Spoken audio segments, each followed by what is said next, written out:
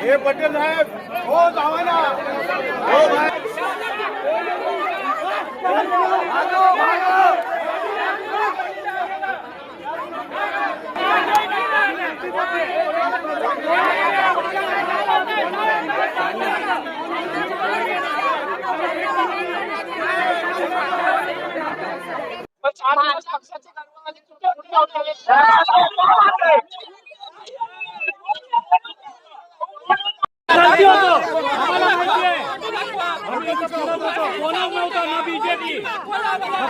दाखवायला आता आले तुम्ही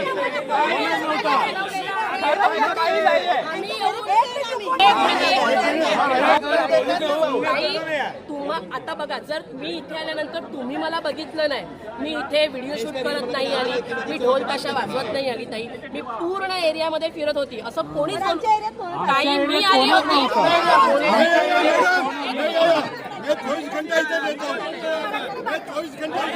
मराठी में बोलते क्या हमको वोट दो, मराठी में हम बात करो हमारे से, तभी तो कुछ नहीं बोलते हमको कि मराठी में बात करो. बोले और मैंने मराठी में बात किया उनसे, मैं बोली ठीक है मला येते मराठी बोलायला, मी तुमच्या बरोबर मराठीमध्ये बोलते. आता मराठी बोलायला काय मराठी मोठी काय नाही, आम्हाला येते मराठी बोलायला. लोक लावून आले तेव्हा चालतं का त्यांना, आणि मराठी बोलायला नाही येते तेव्हा वोटिंग मागायला आले.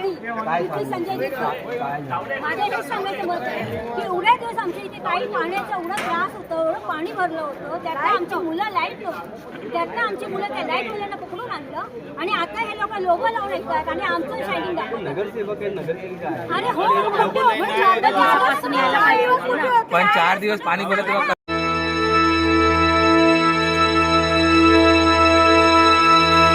नमस्कार, आताची बातमी नालासोपारा पूर्व आचोळे या परिसराची आहे. गेल्या काही दिवसांपूर्वी जसं आपल्याला माहिती असेल की अतिवृष्टीची परिस्थिती झाली होती आणि या ठिकाणी नागरिकांचं मोठ्या प्रमाणात नुकसान झालं, परिसरांचं मोठ्या प्रमाणात नुकसान झालं.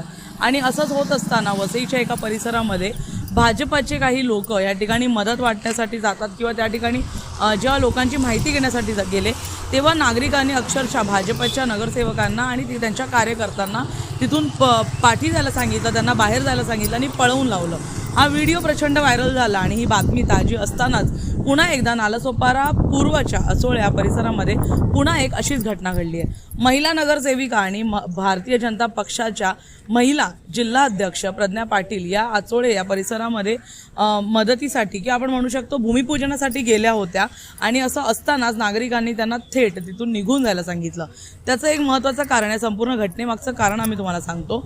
नालासोपारा पूर्व आचोळे या परिसरामध्ये कपूर शाळा या ठिकाणी असलेल्या राजमाता या परिसरामध्ये जे आहे ते गेल्या काही दिवसांपूर्वी ट्रान्सफॉर्मरमध्ये बिघाड झाला, ट्रान्सफॉर्मर बिघडला आणि त्या ठिकाणानंतर तो ट्रान्सफॉर्मर काढण्यात आला आणि नवीन ट्रान्सफॉर्मर या ठिकाणी बसवण्याची प्रक्रिया जी आहे ती सुरू झाली.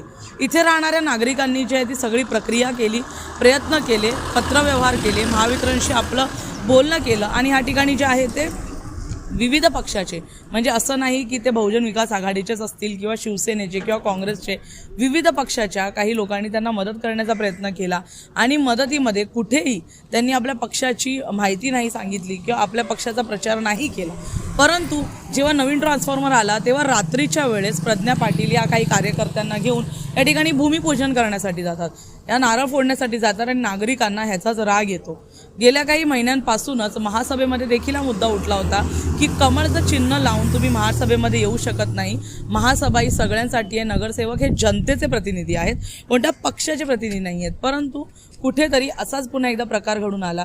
जेव्हा भूमिपूजनासाठी नगरसेविका मॅडम इकडे गेल्या त्या ठिकाणी त्यांनी लावलेलं कमळचं चिन्ह, कार्यकर्त्यांनी लावलेलं कमळचं चिन्ह ते बघून नागरिकांना अधिकच राग आला. कारण जेव्हा प्रयत्न करायची वेळ होती, जेव्हा प्रयत्नांना यश देण्याची वेळ होती तेव्हा मॅडम कुठे नव्हत्या आणि नागरिकांचं असं म्हणणं होतं यावेळेस की हे संपूर्ण प्रक्रिया जी आहे ती आम्ही केली आहे, आमच्या कष्टांनी केली आहे आणि नागरिकांच्या पुढाकाराने हा ट्रान्सफॉर्मर इथे लागला आहे. मग जेव्हा भूमिपूजनाची वेळ आली तेव्हा भाजपची उडी यामध्ये का आहे असा प्रश्न विचारण्यात आला. नागरिकांनी यावेळेस होहल्ला केला आणि या ठिकाणी मॅडमना परतवून लावलं आणि कोणतेही भूमिपूजन इकडे झालं नाही.